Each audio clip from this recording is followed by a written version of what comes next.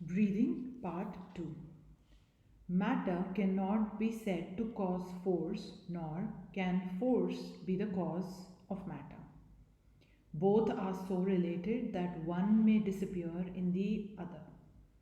There must be a third factor, and that third something is the mind. You cannot produce the universe from matter, neither from force.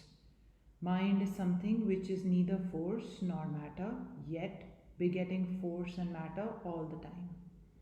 In the long run, mind is begetting all force, and that is what is meant by the universal mind, the sum total of all minds. Everyone is creating, and in the sum total of all these creations, you have the universe, unity in diversity.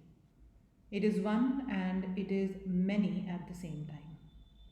The personal God is only the sum total of all, and yet it is an individual by itself, just as you are individual body of which each cell is an individual part itself. Everything that has motion is included in prana or force. It is this prana which is moving the stars, suns, moon. Prana is gravitation. All forces of nature, therefore, must be created by the universal mind. And we, as little bits of mind, are taking out that prana from nature, working it out again in our own nature, moving our bodies and manufacturing our thought. If you think thought cannot be manufactured, stop eating for 20 days and see how you feel. Begin today and count. Even thought is manufactured by food, there is no doubt about it.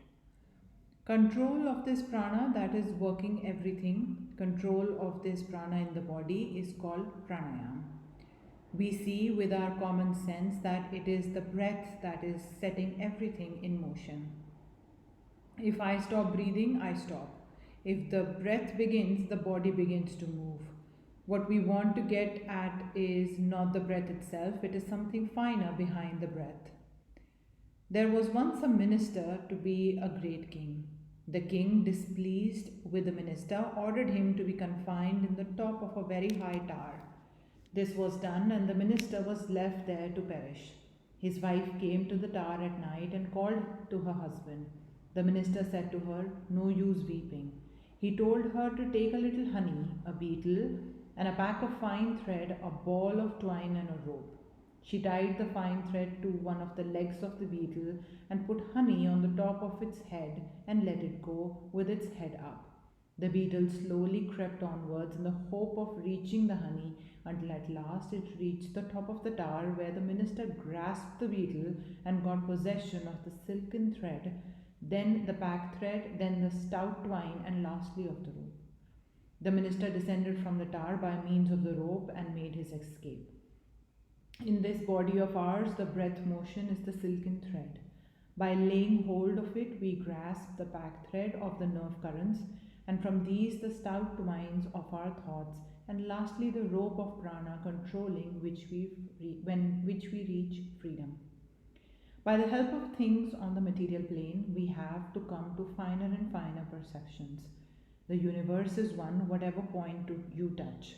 All the points are but variations of that one point.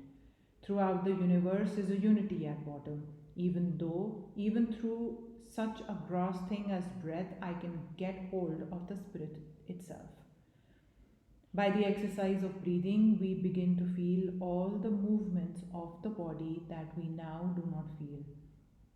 As soon as we begin to feel them, we begin to master them. Thoughts in the germ will open to us, and we will be able to get hold of them.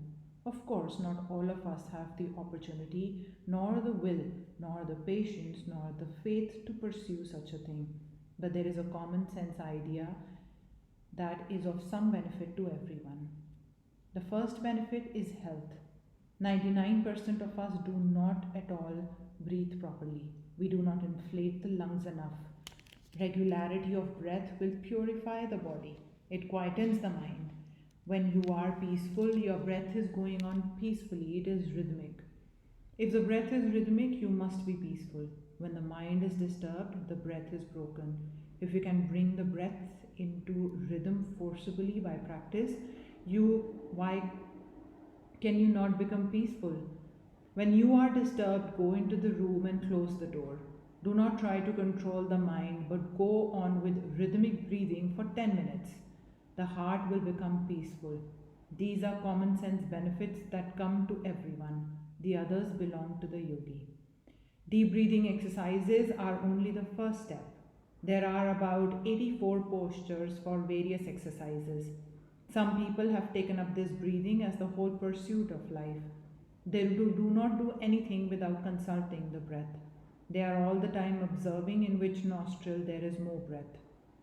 When it is the right, they will do certain things. When it is the left, they do other things.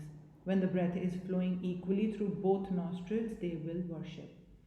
When the breath is coming rhythmically through both nostrils, that is the time to control your mind. By means of the breath, you can make the currents of the body move through any part of the body just at will. Whenever any part of the body is ill, send the prana to that part all by the breath. Various other things are done. There are sections who are trying not to breathe at all. They would not do anything that would make them breathe hard. They go into a sort of trance. Scarcely any part of the body functions. The heart almost ceases to beat. Most of these exercises are very dangerous. The higher methods are for acquiring higher powers. There are whole sections trying to lighten the whole body by withdrawal of breath, and then they will rise up in the air. I have never seen anyone rise, I have never seen anyone fly through the air, but the books say so. I do not pretend to know everything. All the time I am seeing most wonderful things. Once I observed a man bringing out fruits and flowers, etc., out of nowhere. The yogi, when he becomes perfect, can make his body so small it will pass through this wall, this very body. He can become so heavy 200 pounds cannot lift him. He will be able to fly through the air if he likes, but nobody can be as powerful as God Himself. If they could and one created, another would destroy. This is in the books. I can hardly believe them, nor do I disbelieve them. What I have seen, I take. If the study improvement of things in this world is possible, it is not by competition, it is by regulating the mind. Western people say this is our nature, we cannot help it. Studying your social problems, I conclude you cannot solve them either.